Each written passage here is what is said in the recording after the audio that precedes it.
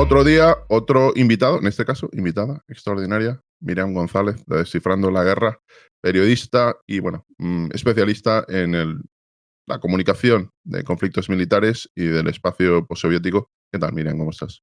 Hola, buenas noches, Jordi. Encantada. Muchas gracias por invitarme. Bueno, me gustaría preguntarte para empezar, y ya directamente, según tu experiencia y habiendo vivido en la zona, ¿qué representó el inicio del conflicto para los ucranianos? ¿Cómo fue? ¿Fue un shock? Sí, yo creo que fue un shock absolutamente porque si hacemos un poco de memoria, podemos ver que en 2021, en marzo, abril, hubo una tensión grande, vimos cómo Rusia estaba acercando equipo militar a la frontera con Ucrania, entonces se vivió un pico de tensión bastante importante. Por otro lado, hay que tener en cuenta que Ucrania llevaba 8 años en guerra en el este del país, con lo cual la sociedad tenía asimilado vivir en ese estado, ¿no? En un estado de guerra que afectaba evidentemente a una parte concreta, pero que bueno, que al final todo el país estaba involucrado en ello, lógicamente. Entonces yo creo que mucha gente no terminó de creérselo hasta que los primeros misiles empezaron a llegar a Ucrania, ¿no? Y fue un auténtico shock. Básicamente yo estaba aquí, no estaba allí, pero veía las crónicas de los compañeros periodistas desde la capital de Ucrania y desde otros puntos, y sí que había un grupo de gente, un grupo social que se estaba preparando para ello, pero la mayoría de las personas lo veían como algo que era imposible que pasase. O se esperaban quizás una intervención a menor escala, ¿no? en Donetsk y Lugansk. Lo que pasó fue un intento de invasión a gran escala. En un primer momento, como todos sabemos, se intentó tomar Kiev, que claro, cuando uno llega a Kiev y hace el camino de Kiev, por ejemplo, a Irpin, estuvo muy cerca, o sea, realmente el puente de Irpin al centro de Kiev puedes ir en 20 minutos para que nos hagamos una idea ¿no? de cómo fue de tensa la situación.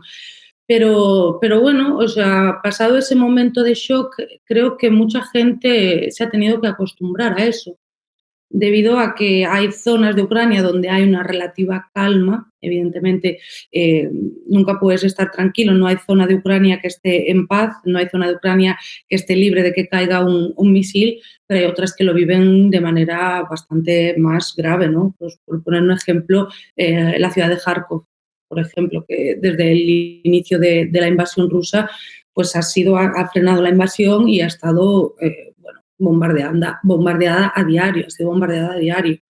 Con lo cual, pues creo que después del shock inicial vino eso y vino también la reflexión de, sobre todo en gente de mayor edad, ¿no? De por qué nos hacen esto si esta gente eran nuestros hermanos, ¿no? Era un poco lo que se vendía aquel internacionalismo proletario en la Unión Soviética y no entendían eso. Incluso yo me acuerdo en Mykolaiv, en el sur, una ciudad muy pequeña, muy humilde.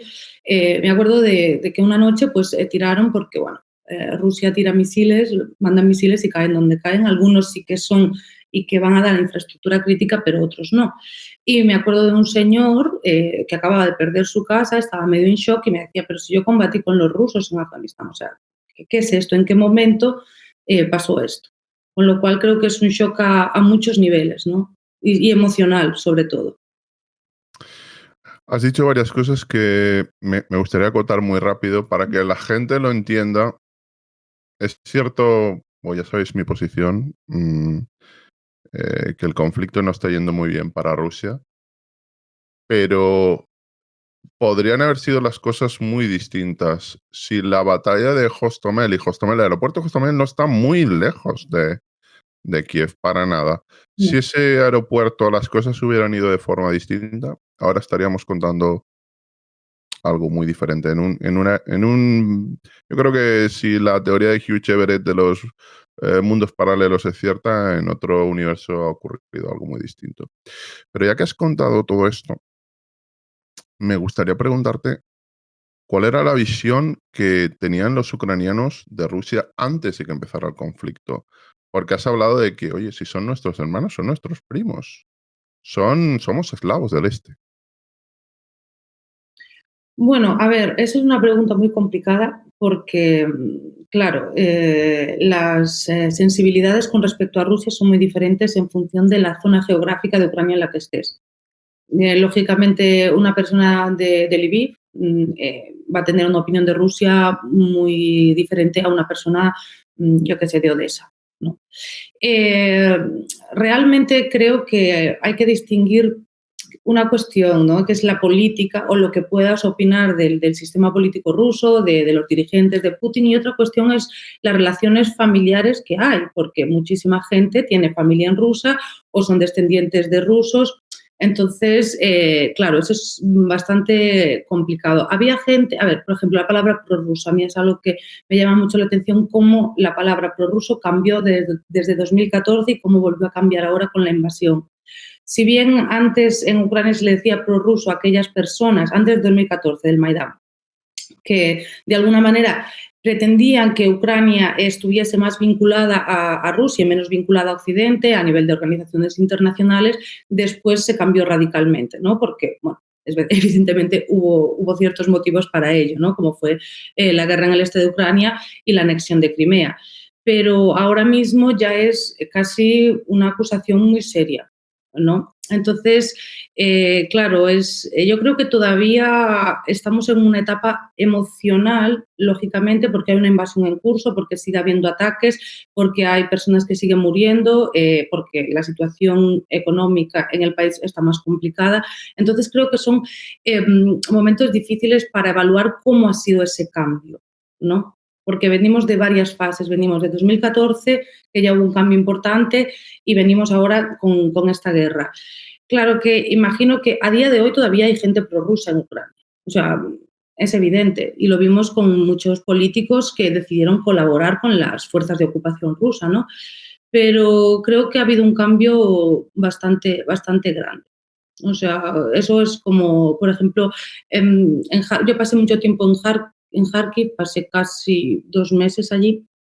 Y bueno, me decían, sobre todo la gente joven, el cambio que habían visto en los mayores, ¿no?, en gente que vivió durante la Unión Soviética, que ahora eran los más nacionalistas ucranianos. Y aclaro una cosa, cuando hablo de nacionalismo ucraniano no hablo de cuestiones de fascismo, nacionalsocialismo, no. O sea, eso son otras cuestiones. Hablo de gente que si en algún momento decía que se sentía tanto ucraniana como rusa, por ejemplo, o se decantaba por utilizar el idioma ruso, ha cambiado eso por esta invasión.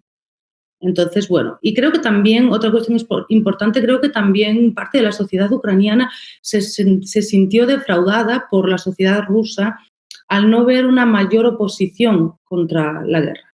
Sí que es cierto que las autoridades del Kremlin se han encargado muy bien de intentar acallar todas esas voces, han puesto unas leyes durísimas, pero sin embargo, cuando fue la movilización en septiembre, sí que se vieron muchas más protestas, ¿no?, que al inicio de la invasión. Entonces creo que eso fue decepcionante.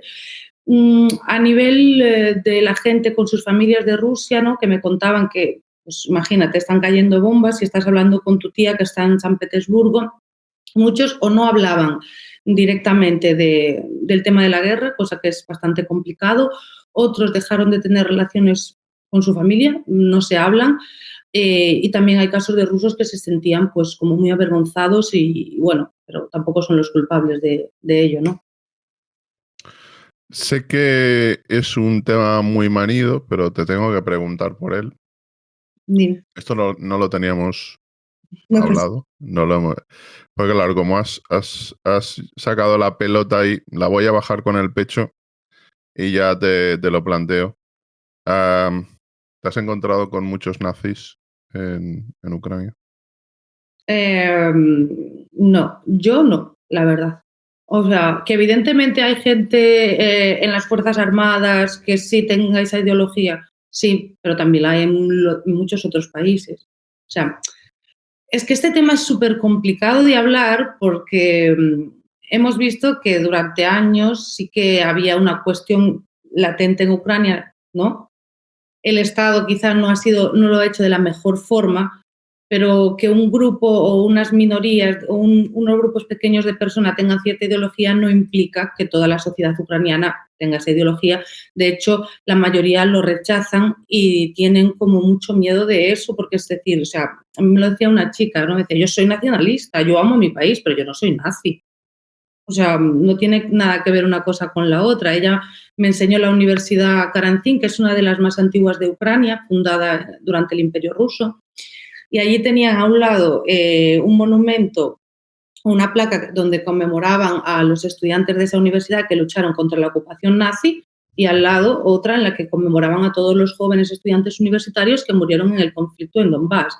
Y yo le decía, no, como qué irónico, y me decía, no, ¿por qué? O sea, no es nada irónico. O sea, simplemente nuestra historia es la que es, la tenemos que asumir y bueno, y con todo, ¿no? Con todo lo que eso conlleva.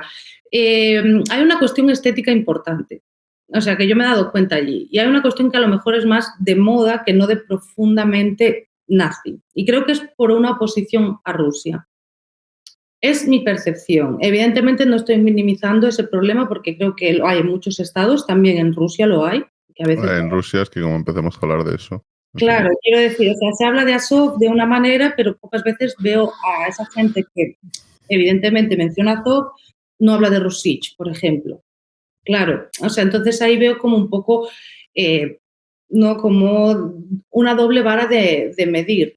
Es cierto que, bueno, hubo eventos polémicos, la cuestión de, por ejemplo, de bandera, ¿no? O sea, pues sí, claro que es polémico, pero creo que Ucrania está en un momento en el que está definiendo su identidad nacional y en medio de un conflicto. Entonces, bueno, creo que son cuestiones que hay que mirar más en profundidad y huir un poco de imagen como más planas, ¿no? Yo personalmente no me encontré con nadie nazi ni Nazi, claro. yo no. Y si lo Claro, hubiera como encontrado, lo hubiera dicho, o sea, sin problema. voy a meter además ahora otra pregunta que ni siquiera lo habíamos comentado, pero claro, tú eres periodista, tú entiendes perfectamente el tema de la comunicación. Y aquí hay una cuestión que es fundamental en cualquier guerra, que es el relato.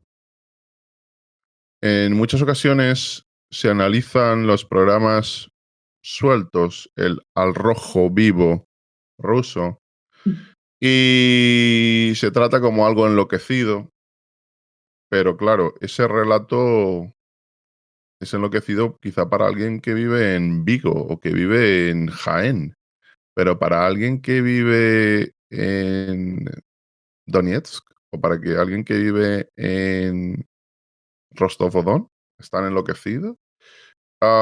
¿Qué te ha parecido el relato? Y además un relato que si lo dividimos en partes del mundo, yo al menos en los comentarios que tenemos de YouTube, Ujú. vemos que dependiendo de la zona de aquel que lo emite, lo notas por el lenguaje, si es una persona española de un país latinoamericano, eh, puedes percibir dónde y quién está ganando el relato. ¿Qué te parece y qué opinas del relato de la guerra? Um, es una pregunta también complicadísima porque yo creo que hay una guerra informativa y estamos metidos en ella. O sea, lo tengo claro. De hecho, yo me mido mucho en lo que digo porque algo que hace 2 años lo decía si no se malinterpretaba o nadie lo iba a malinterpretar, a día de hoy hay que medir mucho las palabras.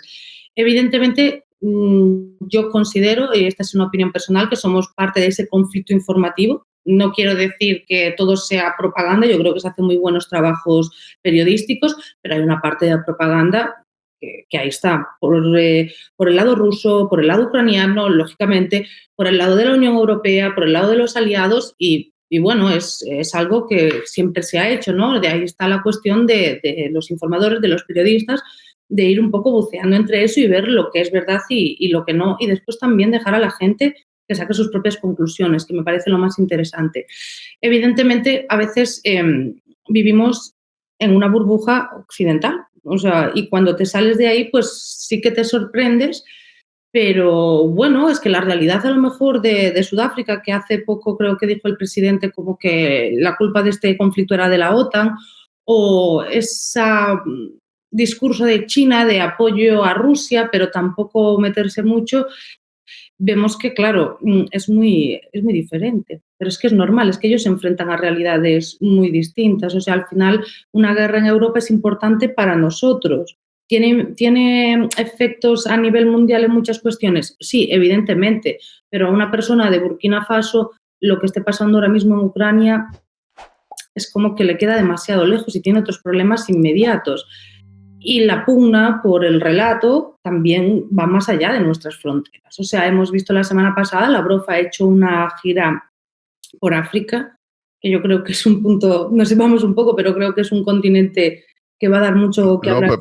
perdón, es que es importantísimo porque yo creo que le está comiendo la tostada enormemente, se la estaba comiendo Rusia a Francia en partes del Sahel, y es importantísimo porque de eso depende, por ejemplo, el sistema energético de Francia y de algunos países europeos por extensión, y bueno, como nos metamos ya ahí en ese agujero, nos salimos.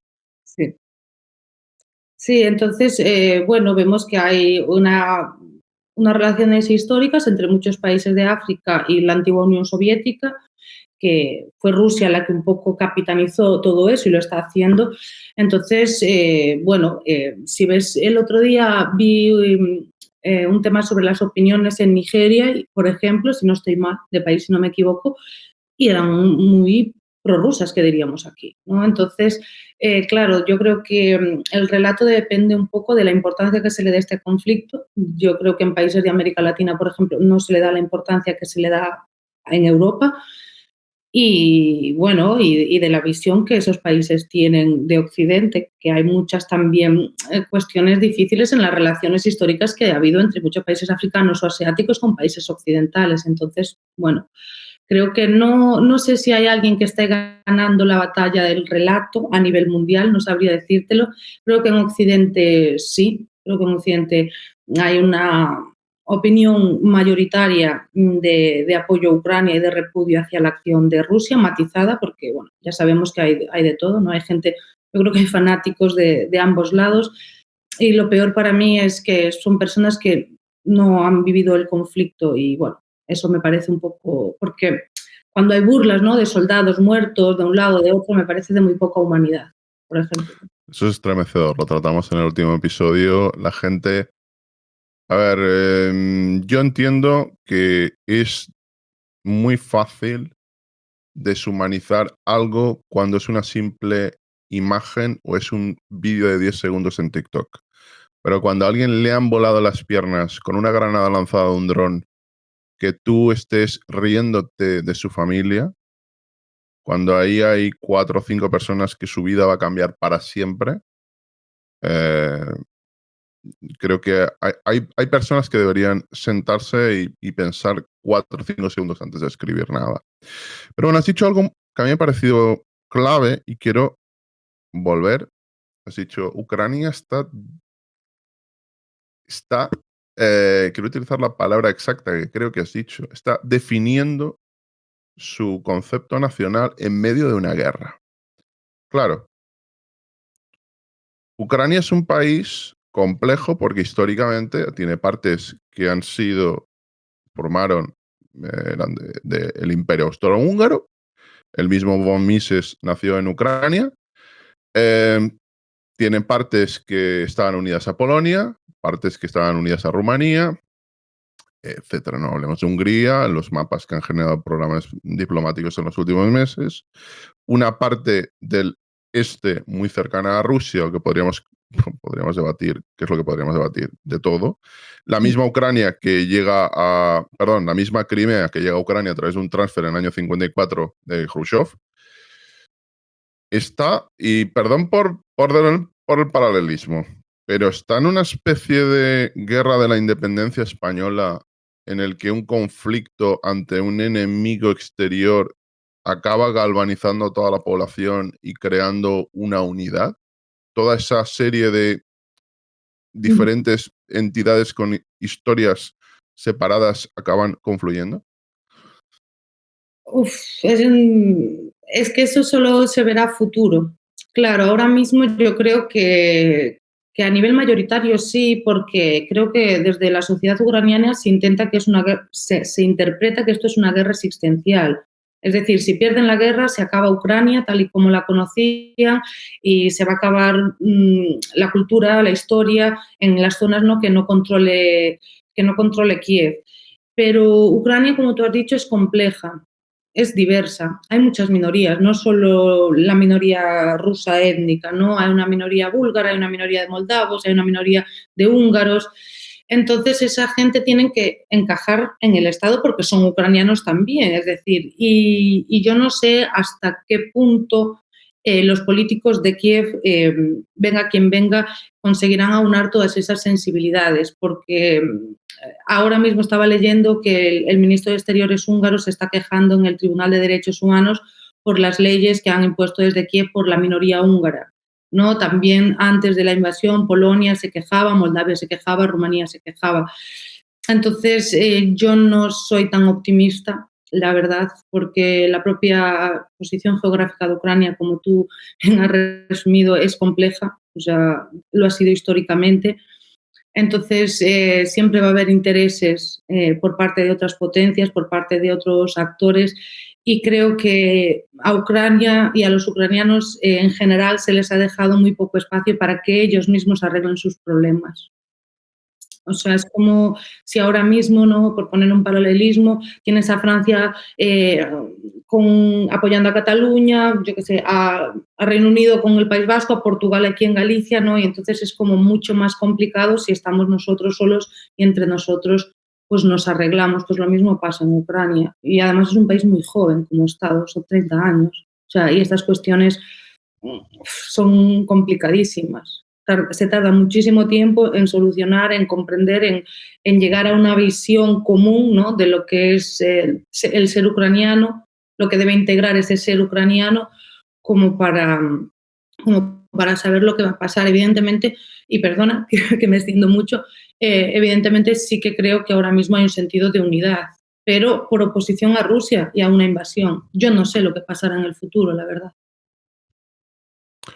Has comentado antes de pasada el Euromaidán, y a mí me gustaría preguntarte si tú, por lo que has hablado con los ucranianos en el tiempo que has estado viviendo allí, ¿tú has notado, te han contado que hubo una diferencia entre la Ucrania y los sentimientos del país antes de el Euromaidán? Y curiosamente, se obvia el periodo de transición hasta que desde esos conflictos, un año, año y medio, muy convulsos, eso acaba con la anexión de Crimea prácticamente sin pegar un tiro, muy rápidamente, con la guerra larvada que llegaba desde 2014 en el Donbass, en un tercio del Donbass. O sea, esas tres etapas antes del Maidán a la guerra del 2014 y desde 2014 hasta la actualidad, y no digamos ya si añadimos la etapa de la invasión 2022, ¿cuál ha sido la evolución de la sensación y del sentimiento de los ucranianos? Bueno, yo creo que el Euromaidán fue decepcionante para mucha gente, porque yo considero que, y muchos, sobre todo muchos ucranianos, a mí me gusta mucho leer a sociólogos ucranianos, que es como un poco, ellos son de allí y, bueno, tienen otra visión y otra percepción. Creo que fue una revolución deficiente porque se cambiaron algunas cosas, pero no hubo una transformación de muchas cuestiones que fueron las que realmente llevaron a toda esa gente a manifestarse, que fue el tema de la corrupción, por ejemplo. Es un problema gravísimo que tiene Ucrania, como muchos otros países, como Rusia, ¿no? Pero es un problema que era muy grave en Ucrania. Entonces, yo creo que hubo una serie de agentes o élites políticas que ya estaban ahí y que simplemente secuestraron todas esas aspiraciones legítimas de una ciudadanía cansada para absolutamente no hacer gran cosa en lo importante, en lo básico, ¿no? Porque al final sabemos que en las sociedades hay una parte de la sociedad que sí está politizada, pero la mayor parte de la gente lo que quiere es vivir tranquilo, tener un buen sueldo, poder pagar sus facturas. Y creo que ahí falló. Y bueno, y Poroshenko falló mucho ahí. De hecho, así perdió estrepitosamente contra Zelensky, el mismo Poroshenko que siendo presidente de Ucrania, con una guerra en el este del país, tras la anexión de Crimea mantenía negocios en Rusia, ¿no? El mismo Poroshenko que fue y Poroshenko como caso paradigmático, ¿no? Que fue uno de los fundadores del Partido de las Regiones de Yanukovych. Entonces, bueno, creo que en Ucrania había un problema. Ahora mismo no sé decir si todavía lo hay porque es una situación absolutamente excepcional, pero había un problema de una clase oligárquica terrible que no, evidentemente no miraba nada por el país, más que por sus propios intereses, y creo que de eso se decepcionó. También sabemos que en el espacio postsoviético, en todos esos países, no se mueve la gente por ideologías de la misma forma en la que se mueve, por ejemplo, en otras partes de Europa Occidental, ¿no? Se han decepcionado bastante de la política. Entonces, bueno, creo que ahí hubo decepción. Después creo que la guerra en el este de Ucrania fue una cuestión que, aunque, como comentaba antes, sí que estaba presente, mucha gente pues tampoco tampoco le prestaba toda la atención porque estaba lejos. Yo en 2018 estuve en Odessa viviendo, estudiando ruso además, en una universidad ucraniana, ¿no? Que muchas veces decían, no, es que prohibieron el ruso. Bueno, no es así tampoco. Y bueno, tú tienes la percepción de estar en un país absolutamente normal. Evidentemente había un lastre económico en el país, había cuestiones políticas y sobre todo en las elecciones, que es lo que me contaban muchos ucranianos, el tema de la lengua, el tema de Rusia, cuando vienen elecciones sí que los políticos empiezan a sacar este tema en agendas mediáticas, pero no por una cuestión electoralista. Claro que terminó siendo problemática al final, ¿no? Y esa cuestión electoralista que comentas, la cuestión del idioma, Uh-huh. ¿tú crees que derivó en su momento y ahora aún más en rusofobia? A ver, yo no creo que Ucrania fuese rusófoba, por lo menos los ucranianos con los que yo hablé. Como te dije, yo estudié ruso en una universidad ucraniana en 2018, no te hablo de antes. Hoy en día, con la invasión transcurriendo, yo en Kharkiv hablaba en ruso con la gente, en Odessa también, en Lviv escuchaba solo hablar ucraniano, pero eso ya se sabía, o sea, eso era algo que estaba en Ucrania, que pasaba en Ucrania desde siempre. Creo que hay sentimientos contra Rusia con razón porque han invadido, están bombardeando poblaciones, están arrasando pueblos y creo que es una cuestión del momento. ¿Que habrá mucha gente con intereses espurios que tratará de explotar eso? Seguramente, pero eso pasará en Ucrania y pasaría en cualquier otro país. Por ejemplo, para entender esto, yo creo que en la última etapa de Poroshenko quizá fue la más ideológica, ¿no? Con el tema de intentar limitar la presencia del ruso en la esfera tanto mediática como cultural, prohibir los productos culturales rusos, ¿no? La separación de la iglesia ucraniana. Y sin embargo, a pesar de ser la fase más ideológica de su gobierno, perdió estrepitosamente contra Zelensky. Es decir, que eso no convencía a una sociedad. Si hay mucha gente que está cambiando al idioma ucraniano, bueno, yo lo entiendo también, es su idioma, pero que mucha gente siga hablando en ruso sin ningún problema, sí.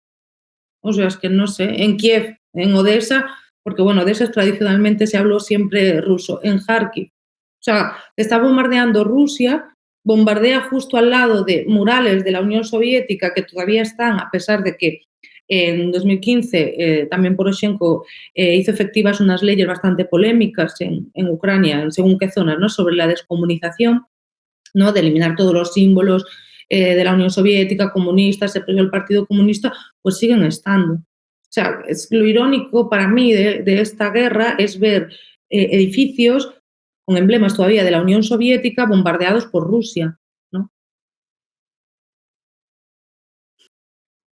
Brutal, brutal. Y entonces, para ti, ¿cuáles son las claves del nacionalismo ucraniano a día de hoy? Yo creo que esa pregunta la he estado pensando mucho, ¿no? Porque creo que hay una parte mínima donde se habla de de banderas, Ujevich, ¿no? Pero creo que el Estado ucraniano, en general los políticos, tienen que lidiar con esa parte porque también está, evidentemente, pero yo creo que ellos intentan que Ucrania se sitúe como hacia el lado occidental, evidentemente ahora sí en eso ya no va a haber vuelta atrás, y en un sentido de un nacionalismo liberal o cívico, ¿no? De intentar agrupar a toda esa gente, ¿no? Con sus diferencias, como hablábamos antes de las minorías, ¿no? Con sus diferentes sensibilidades, pero hacia una cuestión de una Ucrania democrática y sobre todo por oposición a Rusia.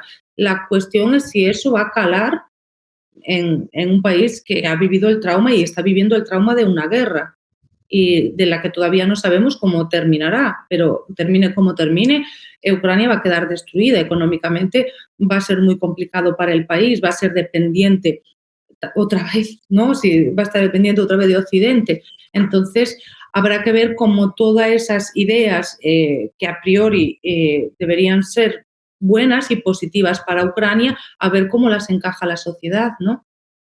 Y a ver cómo el presidente Zelensky ahora lo vemos fuerte, por ejemplo, ¿no? Pero quien dice que las cosas se tuerzan mucho, haya problemas, es que ahora mismo hablar de ciertas cuestiones es un poco complicado precisamente por la transición que se está haciendo. O sea, entonces, pues bueno, es que no solo el nacionalismo, es lo que te decía, yo creo que se está creando la identidad nacional de Ucrania y ese proceso es complejísimo y abarca muchísimas esferas. Has hablado del final de la guerra. Según lo que tú has hablado con los ucranianos que conoces, que Ujú. seguro que habrá surgido esta conversación, Sí. para ellos la guerra cómo debería de acabar.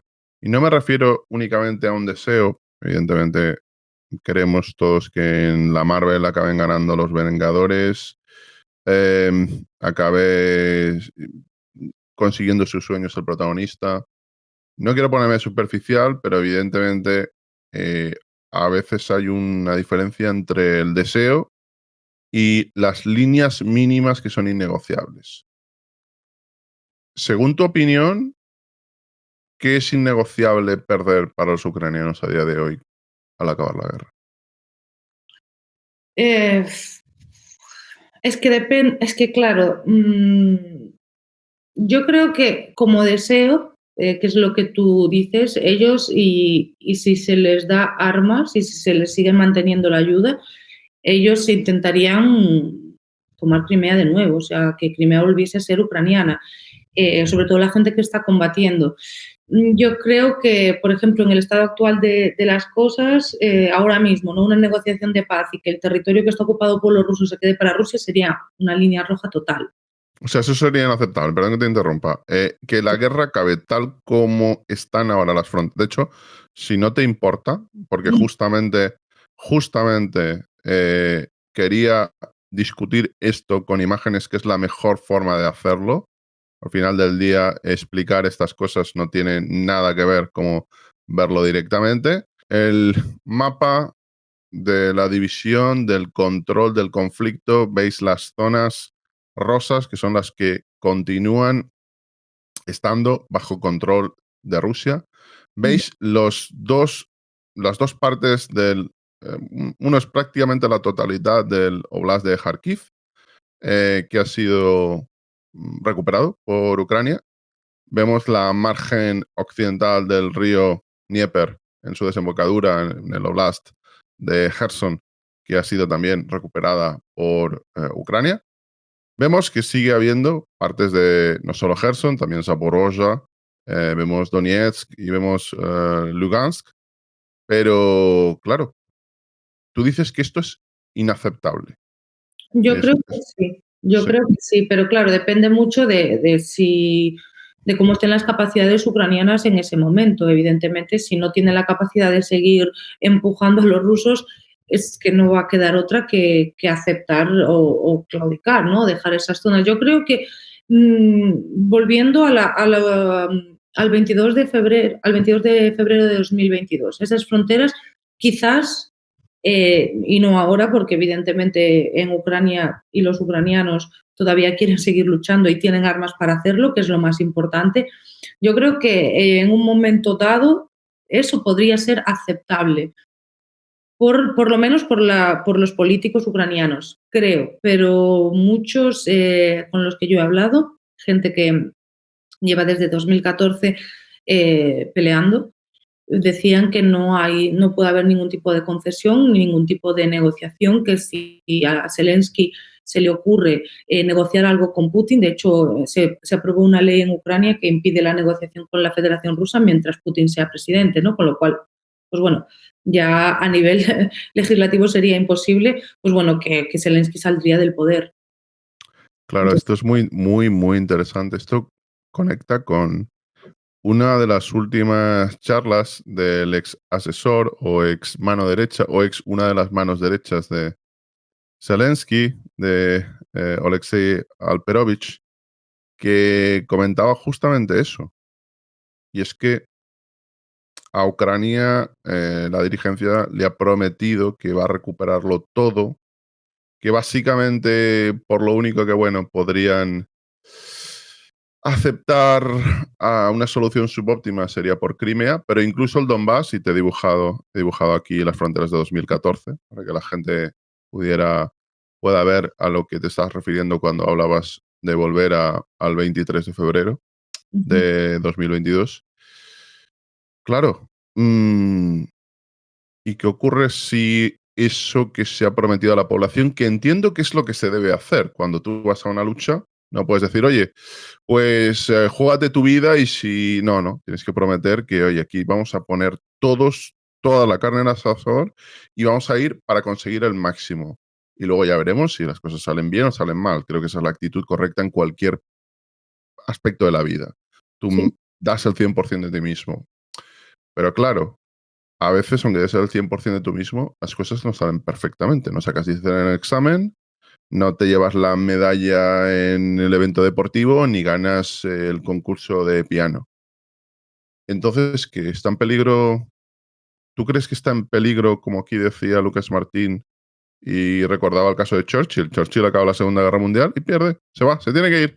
Y ha sido ujú. el héroe del Imperio Británico que está derrumbándose a pesar de que ha ganado la guerra. ¿Puede pasar algo similar con Zelensky si no se consiguen los objetivos militares que se ha prometido al pueblo? Yo creo que sí, yo creo que sí, la verdad, porque ha habido bastantes diferencias entre el liderazgo político y el militar en Ucrania.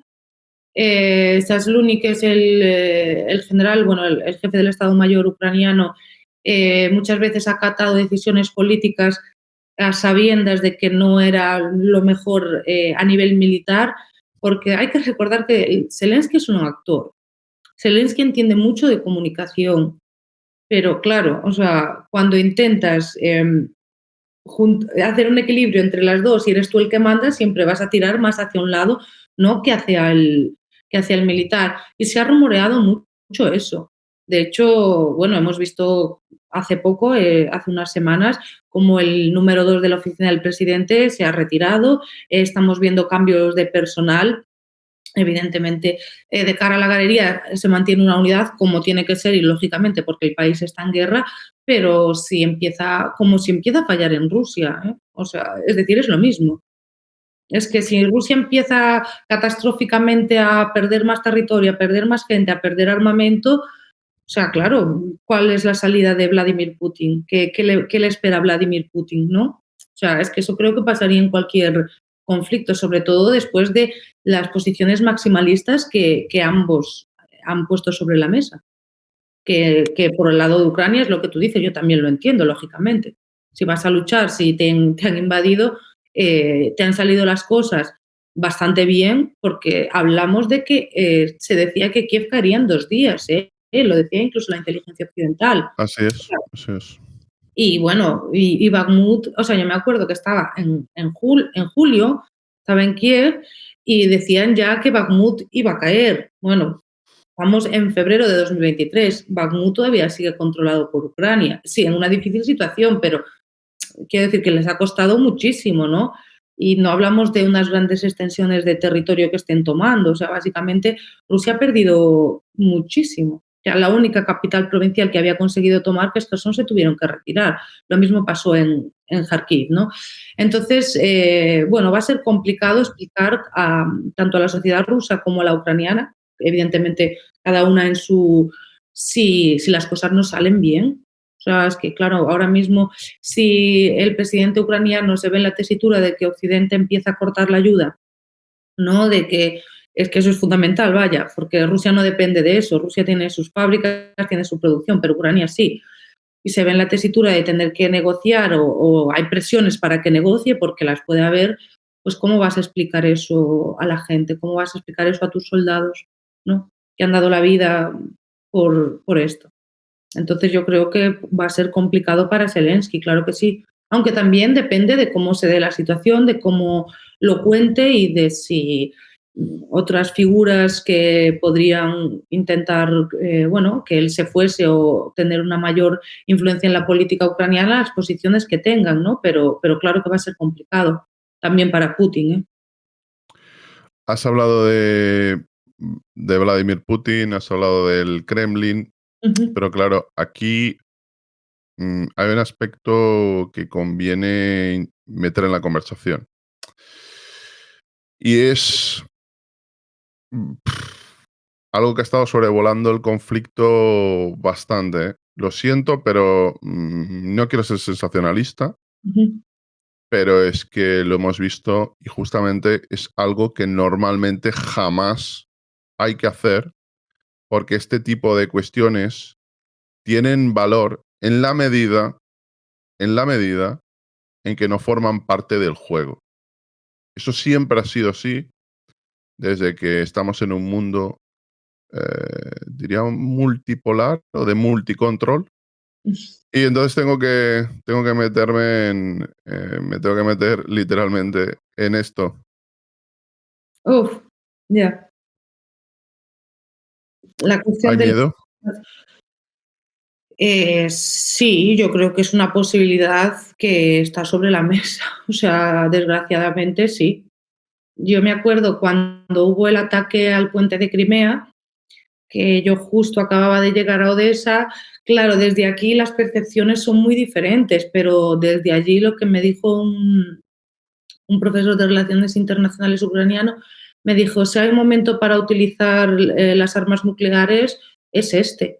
Yo, a ver, yo espero que no ocurra, ¿no? Sobre todo por romper ese tabú, porque al final si nos vamos si decidimos entender lo que pasa en Ucrania como un problema fronterizo, por ejemplo, ¿no?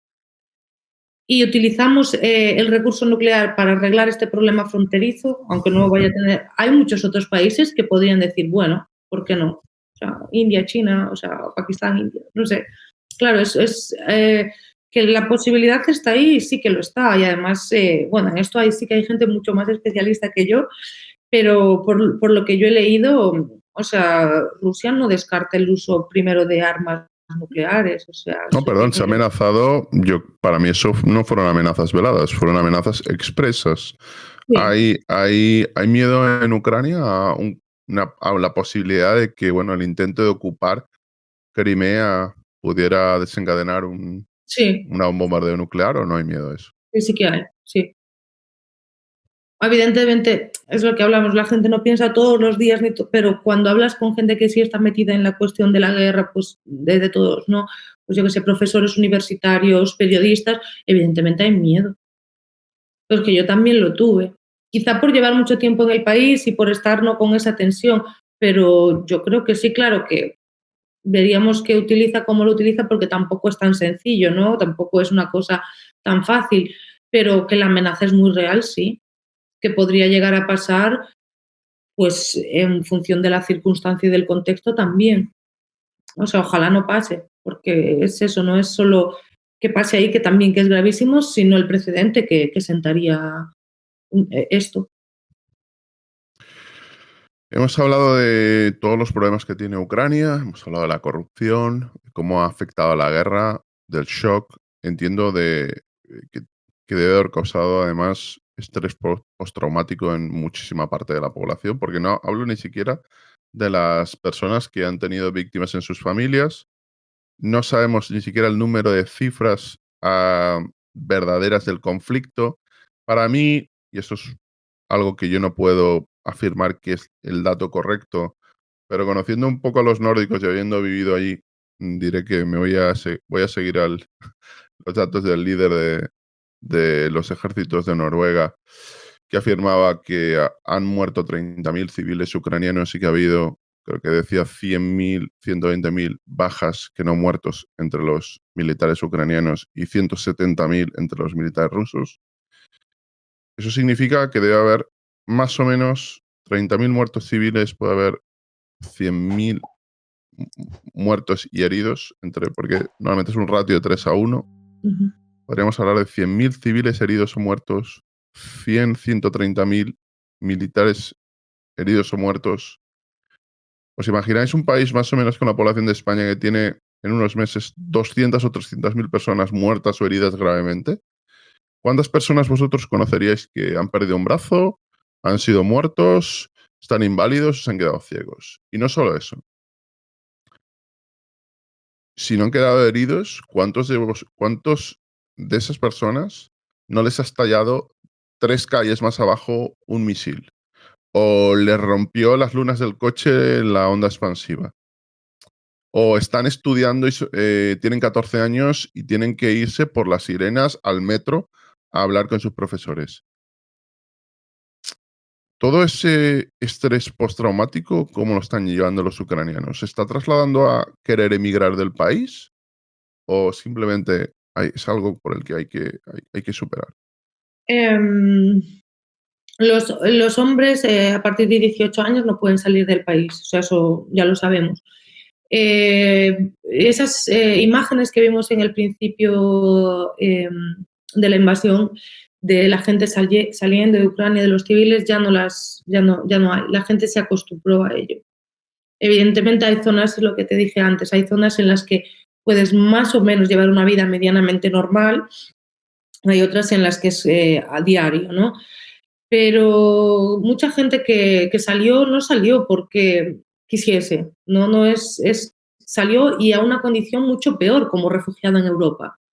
Amigas mías volvieron a Ucrania, o sea, salieron, estuvieron en Alemania, sí, todo bien, te ayudan como refugiado, pero no es tu casa, tú tienes tu trabajo, o sea, una amiga mía me decía, a ver, yo tengo cafeterías aquí en mi ciudad y yo me estoy buscando trabajo como camarera cuando yo era la jefa, jolín, es que cambia mucho la vida y fue así, en una noche, ¿no? O sea, en una noche todo lo que tú tienes, todo lo que has construido, pues bueno, sí que había una tendencia migratoria importante en Ucrania antes de la guerra. De hecho, creo que era el primer país que en permiso de residencia en la Unión Europea, por lo que hablamos, porque bueno, la situación económica del país no estaba bien, cuestiones también con la corrupción que al final termina afectando a todo eso, la guerra que también lastraba esa economía, la inseguridad de invertir allí, bueno, todas esas cuestiones. Pero claro, ahora mismo gente que quiere emigrar, sí, hay gente que sí, que prefiere por no tener que vivir eso y en cambio hay otra gente que ha decidido quedarse y que quiere quedarse precisamente porque hay que reconstruir el país y porque se está haciendo, al mismo tiempo que sigue la guerra, se reconstruye el país. Eso es algo que a mí me pareció de lo más impresionante y digno que yo vi en esa guerra, fue cómo la gente intenta mantener todo en orden, es decir, hoy bombardean, mañana lo estamos arreglando. En Kharkiv, por ejemplo, ¿no? Las mujeres que arreglaban los jardines estaban impolutos, pero mejores, más ordenados, más limpios que en muchas ciudades de España, te lo digo en serio. Entonces, sí que hay eso, esa parte, ¿no? De gente que, pues porque perdió su trabajo, que eso también es algo de lo que no se habla mucho, toda la gente que se ha quedado en paro, todos los puestos de trabajo que se han destruido, pero después hay mucha gente que quiere quedarse, precisamente porque es lo que me decía una mujer, las mujeres podían salir, ¿no? Una mujer así, además que me pareció pues todo un ejemplo, ella se encargaba de llevar todo, de buscar ayuda para los soldados, llevárselo. Ella me decía, yo me quedo aquí con mi hija, o sea, yo no voy a dejar, si todos nos vamos, ¿quién va a luchar por este país?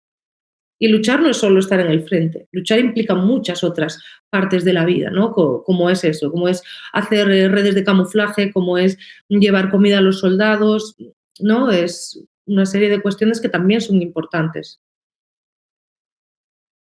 Es hasta cierto punto, me parece paradigmático lo que estás diciendo, ¿no? Las mujeres y los hombres que se dedicaban a limpiar las calles o los parques. Eso pasa mucho en los países del espacio postsoviético. Lo habrás comprobado, que cada 4 bloques está en la zona para jugar, etcétera. Mm. Normalmente poco cuidadas, normalmente, además, lo que es las escaleras de los edificios y lo que son los portales, a veces ni siquiera tienen baldosas, están simplemente con el hormigón. Pero sí que es cierto que hay un gusto por cuidar tus flores, aunque sea un caos, aunque estés en una zona que parece sacada. Falta el coche de Mel Gibson, Mad Max, sacando la recortada. Oye, pero tiene ahí la mujer sus flores El hombre tiene ahí lo que es, y lo tiene ese orden, tiene que mantenerse. Me parece impresionante que nos cuentes que justamente incluso en el conflicto ese orden sigue, ¿no? Sí, absolutamente. Em, pero claro, aquí cuando tuvimos a Mundo Andriy, que es un ucraniano viviendo en España muchos años, quizá le habrás seguido o habrás leído en Twitter, es alguien bastante relevante. Yo le pregunté, ¿cuándo empezaron a divergir los, los caminos de Ucrania y Rusia? Porque Ucrania y Rusia, yo tengo la teoría que esta guerra no era una guerra de anexión. De hecho, lo de la operación militar especial es porque literalmente se pensaba que era una operación militar especial. Y porque literalmente se pensaba que iba a durar 4 días. Y bueno, entramos, metemos aquí a un monigote, nos vamos, bielorrusizamos Ucrania y se acabó. De hecho, uno de los detalles para mí más impactantes es que la punta de lanza de muchos de los avances de esos convoyes eran fuerzas antidisturbios. Ujú. Eso en un conflicto militar no es muy normal. Lo que quieres es mantener el orden porque crees que vas a ocuparlo y bueno, dura poco. Pero me contaba Mundo Andri que el principal problema es cuando ven que buena parte de los países de lo que fue la esfera comunista del otro lado del telón de acero empiezan a desarrollarse y ese tren, ese autobús no para en Ucrania. Y la gente empieza a hartarse de que, oye, aquí se está desarrollando Lituania, se está desarrollando Polonia, se está desarrollando incluso Rumanía. ¿Qué pasa? ¿Por qué nosotros no? ¿Cuál es, en tu opinión, la actitud de los ucranianos a día de hoy con Europa, con la Unión Europea? No te preguntaré por la OTAN, Ujú. pero ¿crees que al final este inicio del conflicto parte de que queremos abandonar este barco porque este negocio no va bien? Yo creo que esa es una de las razones, sobre todo porque me da la sensación de que desde el Kremlin, bueno, sobre todo Vladimir Putin, porque llevan el poder desde el 99, ¿no? Para que de hablar de otros, creo que no han sabido manejar bien sus relaciones con Ucrania y con otros países del espacio postsoviético. Y hemos visto quejas incluso de países como Tayikistán, ¿no? O sea, el presidente de Tayikistán le dijo a Putin: deja de tratarnos como gente de segunda, que somos igual que tú. Entonces creo que por parte de la visión evidentemente es una visión sobre Ucrania, ¿no? Es como, como nuestros hermanos menores díscolos. Yo creo que un poco, no digo en toda Rusia, sino creo que para Putin sí que era así, como bueno, vamos a dejarlo un poco que hagan lo que quieran, pero que no se muevan de aquí. Creo que eso no convenció a muchos ucranianos y sobre todo no los convenció porque apoyaron a líderes como Yanukovych, que evidentemente pues yo no considero que fuese un buen presidente. Más allá, hablo ya de antes del Maidán, ¿no? Entonces, creo que fue una cuestión de decir, bueno, si contigo no me va bien, me intento ir con otros. O sea, y desgraciadamente la posición geográfica de Ucrania, perdón que insista en eso, claro, estás ahí en el medio. Otro país quizá no hubiese sido tan no hubiese tenido tanto trauma y lo vemos con los bálticos. Además hay otra cuestión, o sea, para los rusos, y es como un poco lo que lleva todo este tema de la Rus de Kiev, o sea, para Rusia su fundación está en Ucrania, ¿no? O sea, aunque evidentemente en la historiografía ucraniana divergen, que ya sabemos que los relatos pues pueden hacerse un poco a medida, ¿no? Eh, entonces, claro, hay como varias cuestiones con Ucrania que son fundamentales, pero es que Ucrania es lo que hablábamos también, es como es muy complejo, es que una persona del oeste de Ucrania tiene una realidad muy distinta a otra que vive a 60 kilómetros de Rusia. Entonces, bueno, con respecto a lo que me preguntabas de la opinión sobre la Unión Europea, creo que ven como una oportunidad algunos sobre las clases industriales, por ejemplo, en ciudades como Dnipro, barrios obreros, pues no le convence tanto porque piensan que su situación va a empeorar por las propias condiciones que tiene entrar en la Unión Europea, ¿no? Piensa que se va a favorecer a una burguesía, a una clase burguesa, ¿no? Que ella se está un poco beneficiando de eso. Entonces creo que hay diferentes sensibilidades, porque también considero que no, por parte de los líderes ucranianos no se ha explicado bien lo que pasará con muchas cuestiones. Hay gente a la que le preocupa porque se trata de su trabajo y de su dinero. Incluso antes de la invasión, Zelensky hablaba de que había que modificar el acuerdo con la Unión Europea, ¿no? Porque había cosas que al final hay lazos comerciales con Rusia y los hubo hasta el mismo día, ¿no?, de la invasión. Entonces eso también es muy difícil de que de la noche a la mañana puedas cortarlo. Y por otro lado los veo bastante sensatos. Yo me acuerdo el día que le dieron la membresía, no, el estatus de candidato a Ucrania, yo le pregunté a unos ucranianos y me decían, bueno, esto son palabras. O sea, sabemos que no va a ser ahora, que no va a ser ya, está muy bien, pero nosotros tenemos que pelear esta guerra.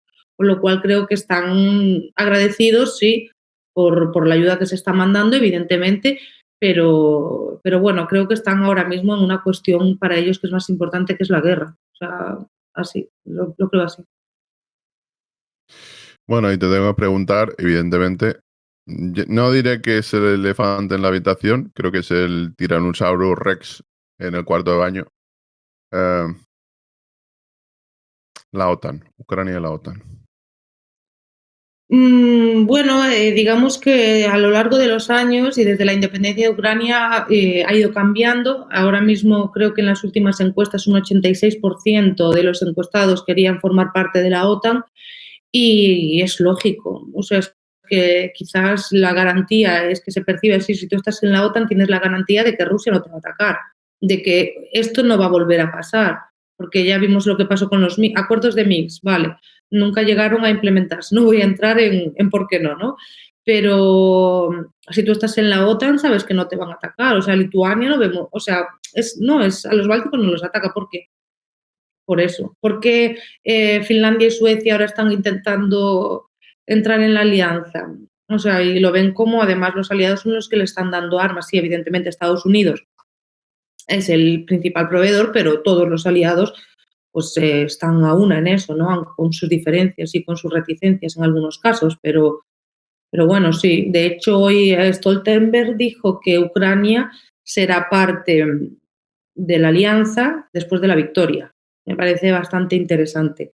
Eh, porque ¿qué es victoria? ¿Cómo será esa victoria? O sea, hay muchos interrogantes, pero bueno, también Vladimir Putin dijo eso. Vladimir Putin dijo en noviembre de 2021, dijo, puede que Ucrania no sea nunca parte de la OTAN, ¿no? Pero de facto lo es. Entonces, pues bueno, y los políticos ucranianos también están diciendo eso en ese sentido. Entonces, bueno, la opinión, pues bien, la verdad, bien, porque es una seguridad para ellos. Bueno, entonces ahora tenemos que volver a casa, a las patatas bravas, a la sepia y la cerveza con limón. ¿Cuál debería ser la actitud de España con Ucrania? ¿Cuál debería ser, en tu opinión, Ujú. de nuestro país respecto al conflicto y respecto a Kiev? Yo creo que, y esta es mi opinión, yo creo que es correcto ayudar a Ucrania, tanto militarmente como en otras cuestiones. Yo creo que es lo correcto, porque evidentemente si no se hace, Ucrania estaría ahora mismo arrasada y no me parece justo. Creo que, como hace Turquía, España, aprovechando la distancia geográfica que tenemos, por eso nosotros en España nunca hubo mucho problema con Rusia porque hay una distancia geográfica muy grande, y tampoco mucha conexión con Ucrania, precisamente por lo mismo, creo que se podría aprovechar esto para tener una posición más parecida a la que tiene Turquía, que evidentemente se posiciona con los aliados de la OTAN, ayuda a Ucrania, condena la invasión. Erdogan jamás reconoció Crimea ni muchísimo menos, o sea, las relaciones entre turcos y ucranianos son fuertes, pero sin embargo las negociaciones, las últimas que hubo, se hicieron en Turquía. Me parece que es algo bastante importante y creo que España podría haber hecho algo más en ese sentido, no solo el seguidismo de ir un poco detrás de lo que hacen los aliados, pero sino posicionarse como, bueno, porque a ver, seamos claros, Rusia no se va a mover de donde está. O sea, Es decir, en algún momento va a tener que generarse algún tipo de diálogo, más allá de Ucrania, ¿no? Entonces creo que España ahí sí podría partir con cierta ventaja y eso todo sin dejar de denunciar lo que está pasando y sin dejar de apoyar a Kiev y sin dejar de ayudar militarmente a Kiev. Pero bueno, me parece que no, es que tengo muy poca fe en la política exterior española, la verdad, si te soy sincera, muy poca fe. Sobre todo Bueno, porque, bueno, pues entonces tienes que hacer labor de ministra. Me pongo la manzana aquí, te doy la ballesta, tienes que realizar el tiro, te tienes que mojar. Si fueras la ministra, ¿tú proporcionarías armas a los ucranianos? Pregunto. sí, sí, Neutralmente. sí, Tú sí lo harías. sí, sí, o sea, sin ninguna duda. Si yo fuera, es que quiero decir, o sea, a Ucrania se le dijo, no, mira, acércate a nosotros, a la Unión Europea, que vas a ser miembro. Bueno, empezó una guerra, vale, hacemos unos acuerdos, como que dejamos el tema de Ucrania un poco olvidado, presionamos de vez en cuando para las ayudas del FMI, pero no, de verdad, no hubo un compromiso por parte de la Unión Europea con Ucrania de mirar lo que estaban haciendo los políticos, no, un poco si te doy ayuda, pues yo quiero ver cómo gestionas lo que te doy, no digo de intervencionismo de ningún tipo. Entonces, de momento, ahora está ya la guerra y que los dejas tirados, no sé, hablando un poco ya más en mi opinión, no lo sé. Además es que me parece injusto porque, bueno, si bien hablamos de todos los problemas que tenía Ucrania, eso no justifica que te invadan el país y que te bombardeen tu casa, o sea, no, de ningún tipo. Y tampoco es que yo tenga ningún odio contra Rusia, ni muchísimo menos, ¿no? Pero yo sí que creo que es justo ayudar a Ucrania. También creo que sería justo involucrarse así en otros conflictos, ¿no? Pero bueno, otros no tienen tanta suerte como Ucrania, pero yo sí lo haría. Como veo que hay muchas preguntas, voy a plantearte solo dos más y vamos con ellas. La primera sería, ¿qué opinas de aquellos que argumentan que dar armas a Ucrania es simplemente continuar más y más con esta guerra? ¿Estás de acuerdo o no estás de acuerdo? A ver, es que estamos en una tesitura complicada. Estamos en que si no le das armas a Ucrania, Ucrania no digo que vaya a dejar de existir, pero sí como tal. Y es que es injusto. O sea, yo lo veo injusto. Es que no se las das y que entra Rusia y pone a un presidente. No sé, me parece que es una posición cómoda, pero muy injusta. Y es lo que te decía antes, todos los países tienen muchos problemas, pero no por eso tienen que bombardearte. Y sé que mucha gente habla, porque sí hay mucha crítica cuando se habla de Ucrania, no, es que no hablas del Donbass. O sea, yo sí he estado viendo lo que pasaba durante 8 años en el Donbass. Y evidentemente era otra guerra y evidentemente Ucrania bombardeaba también civiles. Pero es que eso, decir, pues como hacías esto, ahora te voy a bombardear yo todo el país a gente que no tiene la culpa de eso, pues me parece un poco feo también, ¿no? No sé, es mi opinión. Y para cerrar, antes de pasar a las preguntas de los oyentes, te voy a preguntar otra cosa subjetiva, personal. Si dependiera de ti, ¿cuál crees que sería la solución justa al conflicto? Justa, y no me refiero, porque podríamos evidentemente todos decir, pues volver a enero del año tal. No, la solución, me refiero, quiero acotar la pregunta más. La solución justa y mejor para Ucrania y para el conjunto de Europa, que a veces no tiene por qué coincidir, eh, ¿cuál debería ser ese resultado? Yo creo que, bueno, o sea, creo que la mejor solución para Ucrania sería retomar sus territorios. Creo que Crimea es un lugar muy específico y muy especial. Creo que quizás ahí no sé cómo encajaría eso, pero evidentemente creo que esa gente tendría que decirlo y si dice una cosa, si dice pues queremos permanecer en Rusia, pues aceptarlo y si queremos permanecer en Ucrania, aceptarlo. Eh, Creo que la centralización de Ucrania debería ponerse en cuestión, quizás había que tirar a otro modelo también, me parece que en donde las diferentes sensibilidades se sintiesen más integradas y mejor dentro del Estado.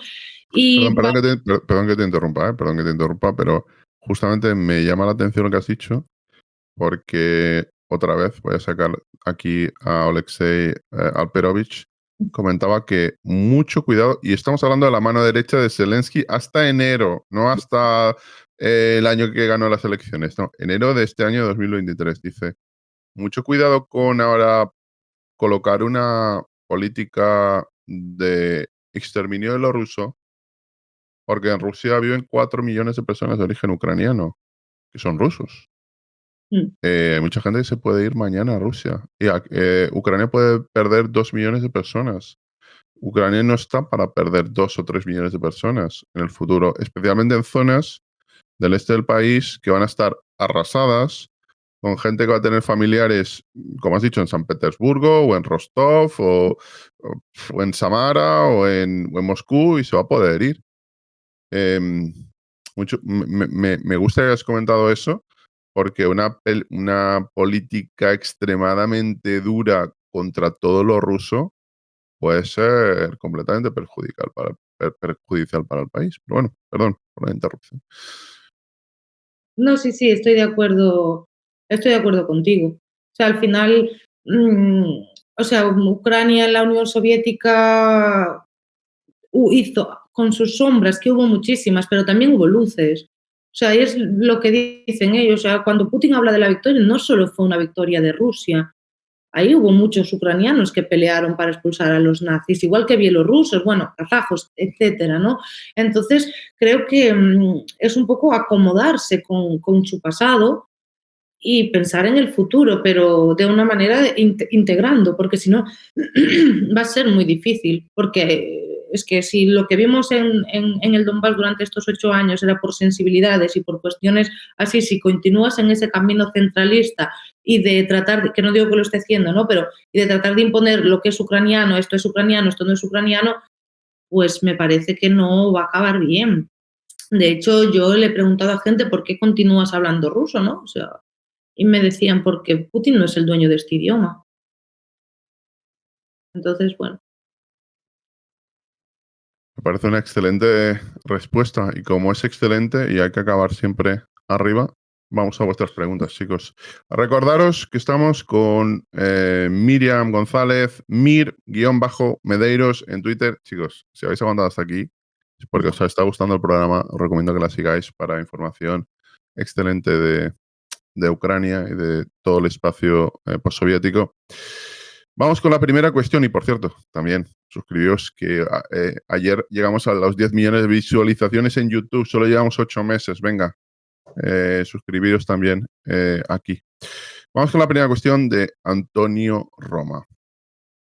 Miriam, ¿cómo han asimilado los ucranianos la taimada ayuda occidental que permite que sigan muriendo ucranianos? ¿Y cómo entienden ellos que se tome una posición de más compromiso y más dura con Rusia por parte de los aliados occidentales? Bueno, es un tema sí que es complicado, pero hay que tener en cuenta que para los rusos actualmente es una guerra proxy. O sea, de hecho, yo creo que se podría considerar así, ¿no? Por la cantidad de armamento que ha llegado. Si el conflicto escala, hablamos de que podría ampliarse el campo más allá de Ucrania, lo cual sería peligrosísimo para todos. Creo que se ha intentado buscar un equilibrio por parte de los aliados para no cruzar ciertos límites. Evidentemente, los ucranianos no están de acuerdo con eso, quieren más en el sentido de que necesitan más para conseguir sus objetivos.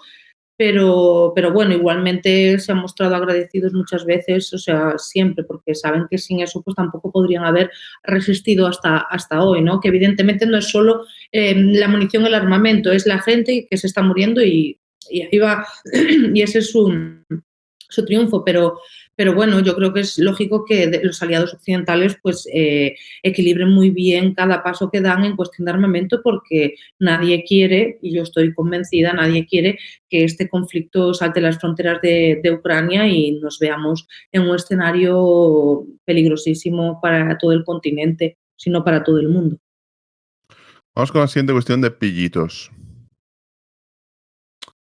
Miriam, ¿qué opinan los ucranianos de las deportaciones de menores a Rusia? Hasta el momento, más de 16.000 menores ucranianos han sido deportados a Rusia y la mitad de ellos a la fuerza. Y si eso es cierto, ¿por qué parece que esto no tiene ningún tipo de interés o repercusión a nivel internacional? ¿Esto es así? ¿Esto es cierto? ¿Esto es propaganda? A ver, yo he leído a colegas españoles que han hecho entrevistas sobre eso, sí que ha pasado. De hecho, he leído en la prensa opositora rusa un tema sobre menores de Jersón que los trasladaron a un orfanato de Crimea que llamaban como el campo de concentración. Esto, bueno, si quieres te paso para que dejes en los links, que esto fue por un escándalo que hubo en ese orfanato que hasta la prensa oficialista rusa lo tuvo que publicar. O sea, imaginémonos, ¿no?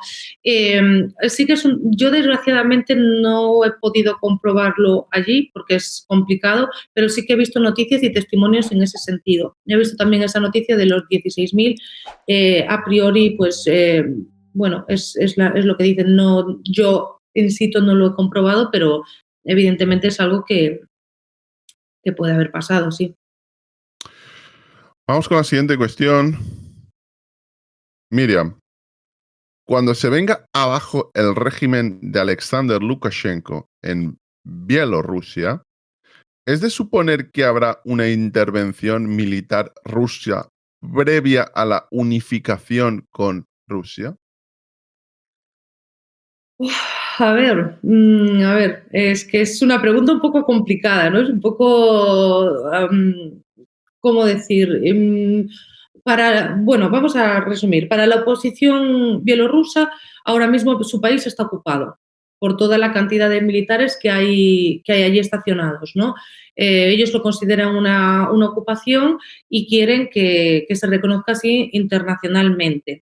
Lukashenko, por el momento, parece que está bien asegurado, básicamente porque tiene a los militares de su lado y el respaldo de Putin. Lukashenko yo creo que es el menos interesado en una unificación real porque sería perder el poder. Pero, pero bueno, todo podría pasar, básicamente porque también hay gente bielorrusos, hay batallones de regimientos, ya creo que es regimiento de bielorrusos luchando en Ucrania, con los que, por cierto, yo estuve y los entrevisté porque me parecía quizá de los voluntarios extranjeros los más interesantes por la cercanía y por la situación en su propio país, que lógicamente están dispuestos a luchar contra Lukashenko. Pero se tienen que dar ciertas condiciones, claro. O sea, si ya en 2020 lo vimos, que hubo las manifestaciones más grandes que tuvo en la historia de la Bielorrusia independiente y no se ha conseguido nada, pues bueno, o sea, es que tu pregunta es un poco complicada porque primero tendríamos que ir a un escenario de que haya una lucha, ¿no?, por el poder en Bielorrusia en el que Lukashenko pueda perder su puesto y después qué pasaría ante una eventual salida de Lukashenko, porque puede que Lukashenko se vaya, pero se quede alguien, digamos, que esté en buenas relaciones con Rusia. Podría ser Es también. que a Lukashenko falta que le suelten el caballo del Cid y él está gobernando con 104 años, muerto y agarrado a la silla con una espada. Es el Jordi González bielorruso. De verdad, chicos, tendremos que hacer algún episodio concreto de Bielorrusia, Sí. de todas las supuestas amenazas de que va a participar el ejército bielorruso en la guerra, que yo dije desde el primer momento que no me creo, vamos, eso no me lo creo yo ni harto de cubatas. Pero bueno, en cualquiera de los casos, me parece una pregunta muy buena. Vamos con la siguiente de pica pica. Miriam, ¿se nota ya la falta de las personas que han enviado al frente? Tiene que haber un montón de puestos sin cubrir en los trabajos, la falta de los hombres en las familias. Supongo que ya quien más, quien menos, tendrá familiares muertos en el frente. ¿Cómo lo llevan? Em, bueno, a ver, yo creo que no se ha llegado todavía hasta ese punto. Evidentemente, como hablábamos antes, no sabemos las bajas ni de un lado ni de otro. Lo que tenemos son especulaciones con las que podemos coincidir más o menos. Yo no he visto que haya falta de gente en puestos de trabajo. O sea, de hecho, ahora Ucrania está creando la Guardia Ofensiva, que se va a componer únicamente de voluntarios y la función va a ser eso, tomar, como dicen ellos, entre comillas, liberar los territorios. Entonces, bueno, evidentemente, si el conflicto se alarga, pues sí veremos eso, pero es que el conflicto, aunque nos parezca que ha pasado mucho tiempo, está a punto de cumplir solo un año. Solo entre muchas comillas, ¿no? ¿Me entendéis? Entonces, bueno, eso. Vamos con la siguiente cuestión de El Más Dani. Miriam, antes de la guerra, ¿consideras que Ucrania era muy heterogénea? ¿Es falso, por tanto, asumir que la mayoría quería entrar en la Unión Europea? Yo creo que había yo creo que estaban más o menos igualadas las posiciones. De hecho, una cosa que sí se ha notado fue cuando las zonas de Lugansk y Donetsk, cuando se, bueno, declararon las repúblicas populares y dejaron de estar bajo el control de Kiev, sí que las fuerzas políticas más a favor de un camino occidental o prooccidental de Ucrania ganaron las elecciones, cosa que antes pues iban un poco hacia un lado y hacia otro. Entonces, bueno, creo que eso fue era un tema complicado en ese sentido porque había como, no posiciones enfrentadas, pero sí diferencias, pero que ahora va a ser mucho más sencillo y sobre todo una posición pro-occidental, sí. Bueno, pregunta y te coloca Proof Rock. A ver, Miriam, ¿qué opinas de la conquista de las mentes de Borrell? Bueno, creo que el diplomático número uno de la Unión Europea, ¿no? Porque es el supuesto, tiene ciertas licencias retóricas que, bueno, a veces pues debería, no sé, explicarlas mejor o ahorrárselas. Pero bueno, son políticos, ya sabemos, ellos utilizan sus discursos, tratan de, bueno, de hacer política, que es su trabajo. A mí me parece que se puso una cinta VHS vieja ¿cómo se llamaba? Martin H., la película, porque hay una frase bastante parecida. No voy a nombrarla porque aún no estamos en medianoche, pero tenía un ligero cambio esa frase de la película. Moisés Cabello te plantea, Miriam, ¿cuáles son los objetivos estratégicos de Occidente en esta guerra y dónde estaría dispuesta a llegar, visto que están pasando, bueno, las líneas rojas de los rusos? Bueno, yo creo que una cuestión importante es que más allá de ayudar a Ucrania, ¿no? Está que se debilita Rusia, que es un rival geopolítico de Occidente, que Occidente ahora mismo está encabezado por Estados Unidos. Entonces, no sé si esto en el tiempo será algo positivo para Estados Unidos, porque creo que el rival de primer orden es China, no es Rusia, pero bueno, yo creo que eso es fundamental. No sé si tanto para la Unión Europea, porque sabemos que tuvimos 16 años de Merkel en los que se dependía mucho de la energía rusa, era barata, la industria alemana pues edificó, ¿no?, sus beneficios en eso, por eso es la posición de Alemania también tan complicada, entre otras muchas cuestiones, pero sí, creo que sí. Creo que para Estados Unidos, que es el líder, yo creo que indiscutible, ¿no?, de la parte occidental, pues es el debilitamiento ruso. De hecho, el mismo general Kellogg y el mismo general Keane afirmaban, esto nos está costando 60.000 millones de dólares, que dentro del gran esquema de las cosas del presupuesto militar de Estados Unidos es nada, y 60.000 millones de dólares de ayuda a Ucrania están haciendo un enorme daño a uno de los, no el mayor enemigo futuro de Estados Unidos, pero uno de los mayores. Em, Vamos con la siguiente cuestión de Kino Mendy. Miriam, ¿crees que Zelensky y su círculo de confianza pueden liderar los cambios necesarios en Ucrania relativos a nivel corrupción y cultura democrática. Por cierto, acababan de dimitir al ministro de Defensa. Ahora parece ser que, bueno, que sacamos el bolígrafo de los Men in Black y lo olvidamos todo, que ya no lo dimitimos. Pero bueno, esto era hace nada. Sí. ¿Qué contestas a esto? Creo que Zelensky consiguió tanto apoyo en 2019 precisamente por su discurso anticorrupción. Creo que lo ha intentado, pero es que hablamos de una estructura política en Ucrania complejísima, donde hay muchos intereses, donde hay clanes oligárquicos, que es cómo funciona realmente el Estado. La cuestión es, ¿consideramos democracia simplemente el hecho de que se puedan votar y elegir representantes públicos o la democracia es otra cosa? Claro. O sea, entonces, ¿que Zelensky podría hacerlo? Yo creo que sí, podría comenzar y poner la base de un camino para ello. Creo que sí, porque es un líder ahora fuerte, porque es un líder respetado y creo que están haciendo movimientos en ese sentido. Pero ¿qué pasa si esos movimientos chocan con personas muy poderosas dentro del Estado ucraniano que las hay? ¿No? Entonces ahí pues habrá que ver si tiene el poder suficiente o si tiene la energía suficiente para seguir o si no, porque claro, hay muchas cosas que de cara al público no se ven, pero en la política ucraniana, de hecho, antes de la invasión había un conflicto bastante importante entre Zelensky y Rinat Akhmetov, que es el hombre más rico de Ucrania, por la cuestión de una ley para la desoligarquización, que era bastante polémica en su momento, ¿no?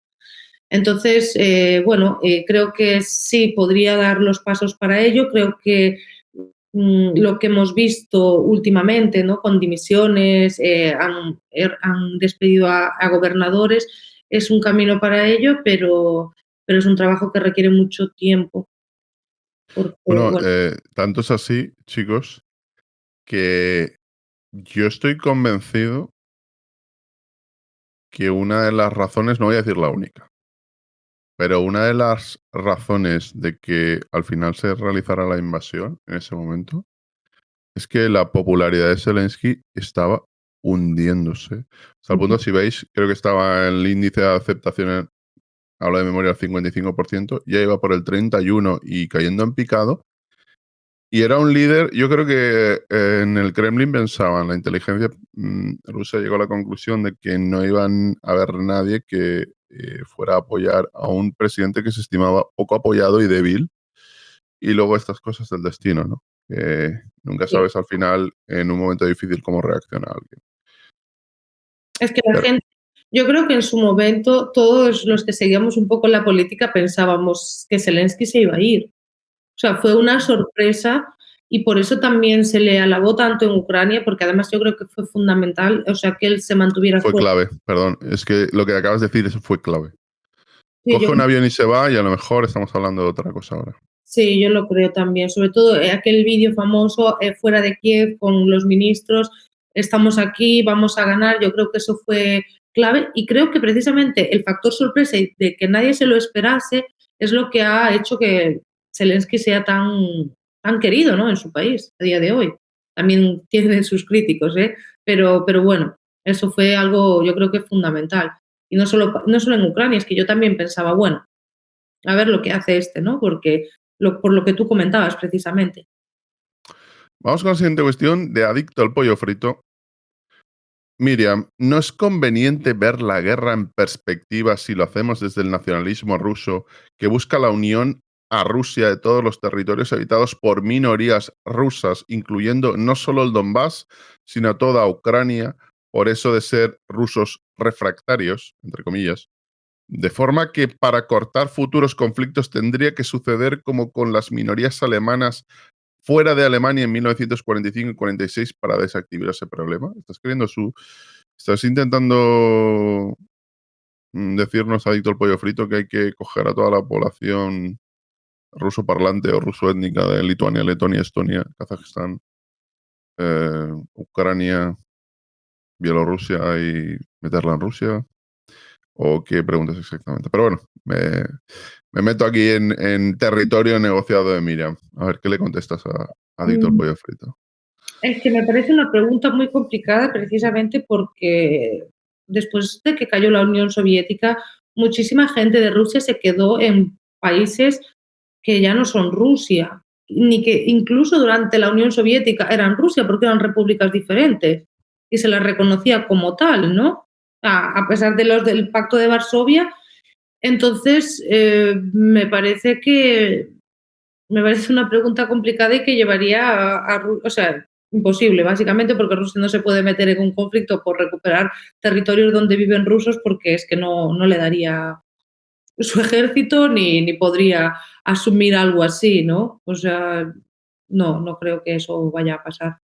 Y creo que la cuestión de que estas tierras, o sea, creo que se utilizan muchos discursos y también Putin utiliza el nacionalismo ruso pues por una cuestión de justificar, pero bueno, lo que se hace ahora creo que es por cuestiones más estratégicas y de cómo ellos ven el mundo y de cómo ellos ven lo que debería ser su seguridad y esas cuestiones, que no lo estoy justificando, ¿eh? Simplemente digo que no se hace por eso.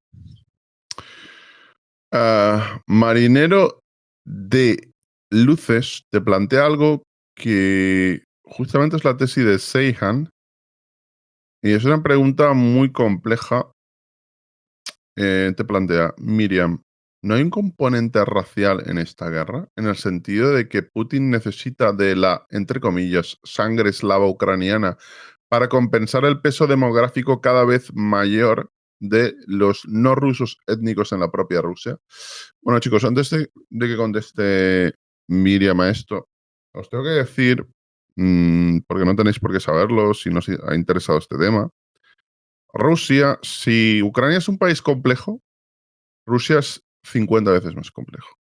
Tiene muchas más minorías, tiene muchas más religiones, tiene muchos más grupos étnicos, es mucho más grande. Y sí que es cierto que hay una teoría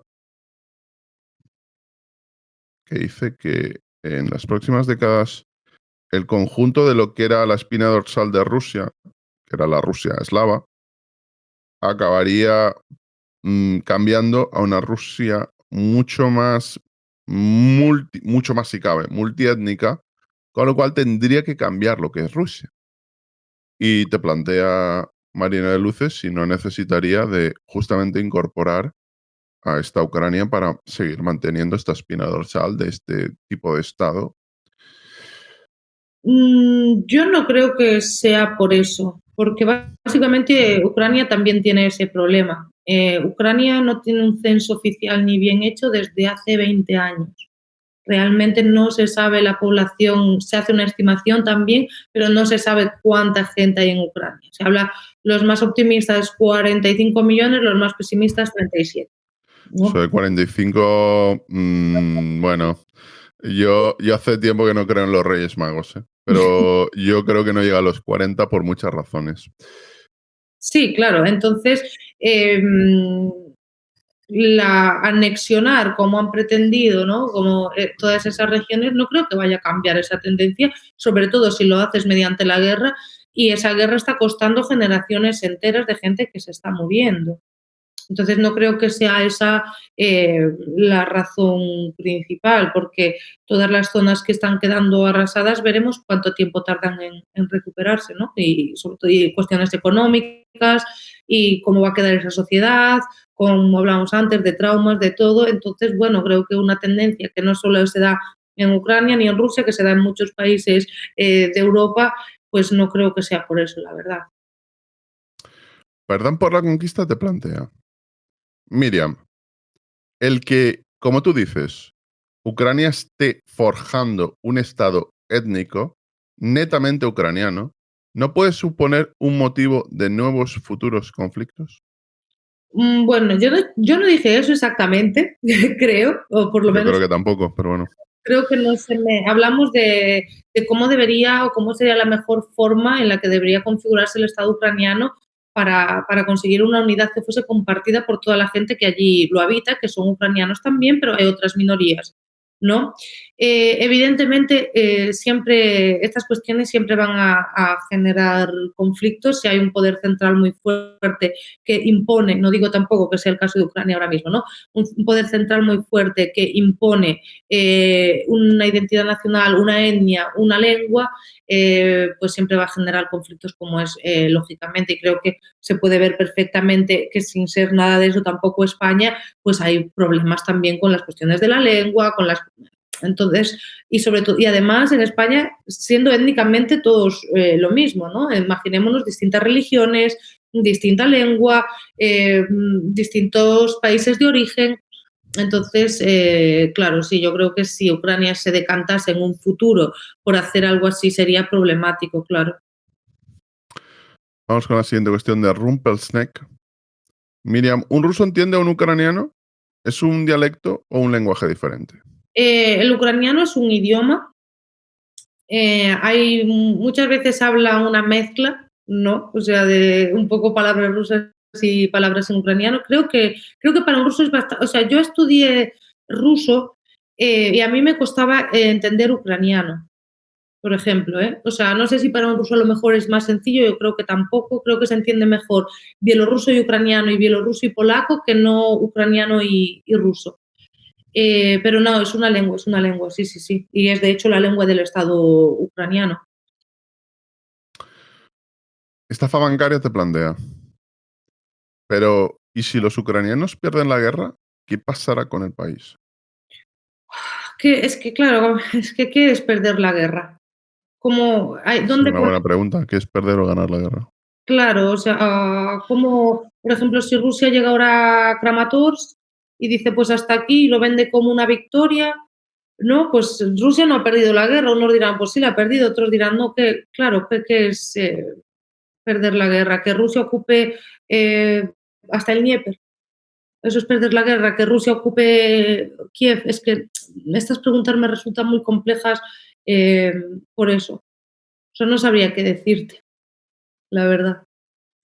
Te preguntaba, Ujú. ¿y qué ocurre con Crimea? ¿Qué hacemos con la gente de allí que son rusos? ¿Los ucranianos serían capaces de deportarles a Rusia? A ver, no lo sé, la verdad. O sea, es que, claro, son preguntas un poco complicadas, ¿no? Crimea, pues es lo que hablamos antes, es una zona muy específica de Ucrania, muy especial, con unas particularidades y que, bueno, creo que tendría que preguntársele a esa gente un poco lo que considera, porque muchas personas, la mayoría de países de la comunidad internacional, consideran que aquel referéndum que se hizo en 2014 no cumplía ningún tipo de garantía democrática. Entonces, bueno, pues no creo que tampoco que Ucrania se dedicase a deportar a gente. O sea, entiendo que después de perder una guerra, de que la propia Ucrania habla siempre de las deportaciones de tártaros de esa zona, no creo, hombre, que fuese a hacer eso, pero bueno. Vamos con la siguiente cuestión de Garrus Bak. ¿Qué opinan los ucranianos de la deuda que han contraído con Estados Unidos y la Unión Europea? Entiendo que por el conflicto. Y si No, es que la han contraído, yo eso también lo pondría ahí un poco en duda. no es un tema que se hable mucho tampoco en la prensa ucraniana, si bien sí se habla del estado de la economía y de las necesidades que tiene la economía ucraniana, no se habla de eso, porque hay que entender una cosa, desde aquí yo creo que nos podemos plantear y pensar en cuestiones más a largo plazo que hay que pensarlas y que debe haber gente en Ucrania que también las esté pensando, espero por su bien.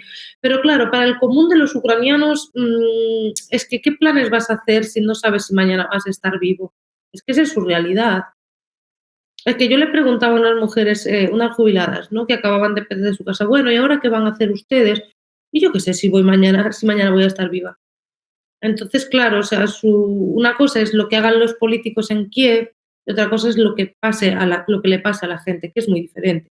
Como pasaría en cualquier país, o sea, como pasaría aquí si tuviésemos una guerra. Pero bueno, no, de eso la verdad es que no se habla mucho, sí que se habla del tema de la reconstrucción. Hace poco, no sé si ayer o antes de ayer, Zelensky mantuvo una reunión con los directivos de JP Morgan y bueno, siempre en estas cuestiones va a haber grandes corporaciones que intentarán sacar sus beneficios. Pero vaya, sea Ucrania o sea cualquier otro país. Y te pregunta también Garrus, ¿qué opinan los ucranianos de Polonia, que tiene aspiraciones territoriales contra Ucrania? Bueno, ¿tiene cuándo? ¿En qué siglo? Por cierto, Polonia es un país muy interesante, ¿eh? Fijaos en el mapa porque Polonia está ahora en un lugar que no estaba antes. Yo os recomiendo ver un mapa de hace, bueno, del periodo entre guerras de Polonia y mirad dónde estaba Polonia, mirad dónde está ahora Polonia. Perdón, ¿qué opinan los ucranianos de Polonia que tiene aspiraciones territoriales contra Ucrania? No consideran que tengan ningún tipo de aspiración territorial. Están muy agradecidos con Polonia porque ha sido uno de los países más beligerantes con Rusia, ha sido uno de los países por donde más gente ha salido, sobre todo cuando fue el tema de los refugiados al inicio del conflicto, que dieron muchísimo apoyo a toda la comunidad de ucranianos. Entonces, pues bueno, tienen una buena imagen de Polonia y sobre todo agradecimiento hacia sus vecinos polacos. Bueno, chicos, como tenemos que llegar a una solución subóptima, habíamos quedado entre 1 hora y media, 2 horas, vamos a intentar cerrarlo ahí en 1 hora y 45. Vamos a tomar 3 preguntas más y bajamos la persiana. Como ha llegado una por privado, que se ha repetido bastante y te la tengo que plantear, voy a intentar unirla, estas diferentes cuestiones. Te preguntan por el Nord Stream, el escándalo de la destrucción. ¿Y qué opinas? ¿Qué opinas y por qué la prensa no ha hablado de ello en España? Que no ha hablado de ello, yo Yo no estoy de acuerdo, pero bueno. creo que ha hablado todo el mundo de ello. O sea, mi opinión con respecto a eso es que evidentemente yo no lo sé. Yo he leído el artículo del señor Hers, una acusación así, y sé que muchos dirán, pero es que muchas acusaciones así se han basado en fuentes anónimas. Vale, pero yo lo siento, yo necesito algo más. Yo, digamos, yo como periodísticamente, como periodista, necesito algo más que una fuente anónima. ¿Qué puede ser? Sí, todo puede ser. O sea, evidentemente, el sabotaje lo ha habido a lo largo de toda la historia, pero algo así de tal calibre y gravedad por una fuente anónima, pues yo no lo compro, la verdad. Y no quita que no sea verdad lo que dice el señor ni nada de eso, pero a mí es que, vamos, no le doy mayor crédito. Lo siento. Es que además el artículo, para mí, el mayor problema, perdona que me meta aquí, lo dije con los grandes Lucas Martín y Juan Luis Chulilla, el mayor problema ni siquiera es que tenga una sola fuente. No vamos a hablar de que hay que tener 3 fuentes, y, bueno, no entremos en eso. Pero la historia se lee como un libro de Tom Clancy. Un libro de espía extraordinario, muy bien hilado, es un periodista ganado el Pulitzer. Pero claro, si solo tienes una fuente, ¿hasta qué punto esa fuente, aunque tú consideres que es fiable, ha tenido acceso al despacho oval, a la Secretaría de Estado, que es como el ministerio, al gobierno de Noruega, a las bases de buceadores en Florida? Es una historia con tantos lugares. Es como, a mí me suena, yo intentando hacer ingeniería inversa periodística, me suena a alguien que tiene una posición relativamente relevante, le han contado algo y se lo ha contado a él. Que no quiero decir que sea falso, es decir, no digo que Seymour Hersh se lo invente, estoy convencido que no se lo ha inventado, pero eso tampoco significa que lo que le hayan contado sea la verdad. Porque es una historia extremadamente compleja, como he dicho, y en una historia así, de verdad, todo el mundo, incluso Biden, sabría todos los detalles. Biden se preocuparía de si tomara la decisión, llamara o que lo hicieran los buceadores, o eso se delega. No sé si me explico. Ujú. Es como intentar que te explicaran algo que es una serie de pasos de gente metida en ellos, que es una única fuente. Tengo mis dudas de que lo pueda conocer tan al detalle, pero bueno, yo no sé lo que opinas, porque esto es una cuestión ya periodística. No, yo Eh, pienso lo que tú. De hecho, por lo menos lo que nos decían a nosotros en la universidad cuando estudiaba periodismo es que mínimo necesitas 3 fuentes. O sea, es como un poco, ¿no? Porque si una fuente te trae toda esa documentación, que lo lógico es que tú tuvieses esa documentación, verla con tus propios ojos, ¿no? Yo es que, claro, yo sí que soy muy gallega y muy desconfiada. Yo si no veo algo con mis ojos y más en un tema así, pues yo no lo daría por válido o no lo diría de forma tan clara. ¿Qué es lo que te digo? No, yo no sé si el señor, no creo que mienta tampoco deliberadamente, ojo, pero para mí es una cuestión que no, yo no le puedo dar, o sea, no se la daría a cualquier otra cosa así, a esto tampoco, vaya. Porque también es lo que tú dices, ¿no? O sea, todos esos detalles no, en las cadenas cuando se hacen ese tipo de cosas la gente conoce uno o dos detalles, no todo el entramado. El más Dani, vamos con la penúltima pregunta. Te plantea: ¿crees que Ucrania ha sido utilizada por Estados Unidos para desgastar a Rusia? A ver, yo creo que si Rusia no hubiese invadido Ucrania, pues quizás no estaría debilitándose ahora mismo, ¿no? O sea, lógicamente, yo también creo que Rusia se planteó las cosas, tuvo graves errores estratégicos y de inteligencia, sobre todo en los primeros meses de conflicto, lógicos y evidentes para todo el mundo, pero no creo que, o sea, es que Ucrania o lucha o no queda la Ucrania que los ucranianos conocen hasta ahora, es que se trata de eso. Entonces, bueno, es que no, sí, creo que ya he contestado. Bueno, es que, claro, chicos, es que ¿qué alternativa tiene Ucrania también? Intentad plantearos esa pregunta. La alternativa ucraniana, ¿cuál debería ser? Bueno, y vamos con la última. Bajamos la persiana. Bajas la persiana, Miriam, con esta. A ver, Vic, Caje. ¿Qué opinan los ucranianos de la población de Crimea?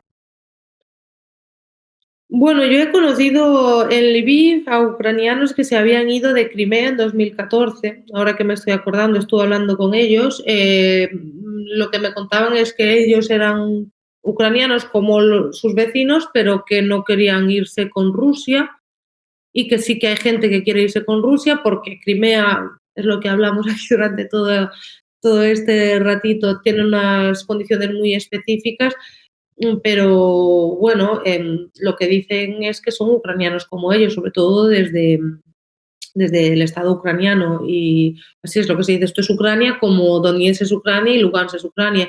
Después, claro, si esa gente volviese a Ucrania eventualmente, tanto la gente que vive en Crimea como la gente que ha vivido en Donetsk y Lugansk, pues sería, yo creo que complicado.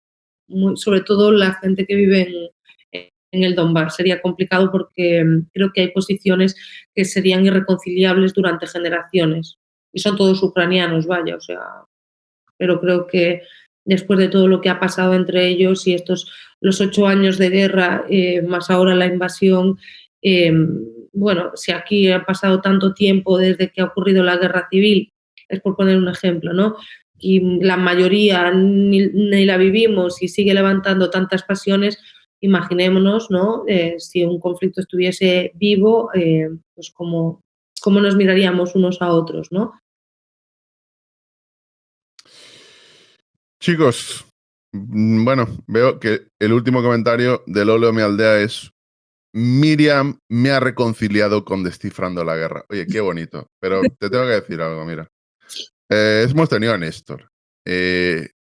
Hoy hemos tenido a Miriam. Vamos a tener la semana que viene a Alejandro. A mí me parece que es un